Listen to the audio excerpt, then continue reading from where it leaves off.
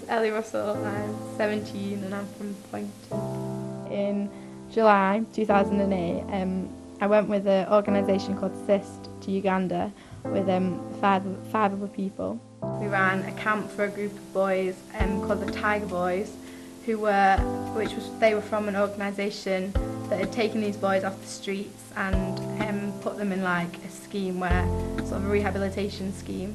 I think one story that has stuck in my head was this young boy who was 15 when we met him, but he was recalling the time of when he was 9 years old. He had stolen money from his dad because he was desperate to sort of finance any sort of education, and then ran away because he didn't believe that his dad would forgive him, and ended up just on the streets. And I think he said he'd been on the streets just under a year and had quite a bit of a rough time, really. He'd become addicted to the aeroplane fuel, sniffing that, and one time was in such a bad way that his friends on the streets managed to take him to this organisation, and since then he'd been with them. Compassion to me is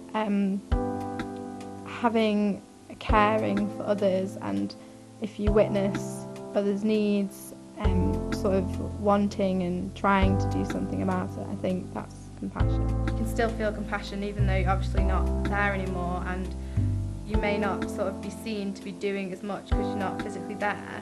Like, for instance, as a team, since we've been back, we've tried to raise a bit more money to send over to the campsite that was in sort of work in progress when we were over there, for the Youth Works organisation to be able to finish it.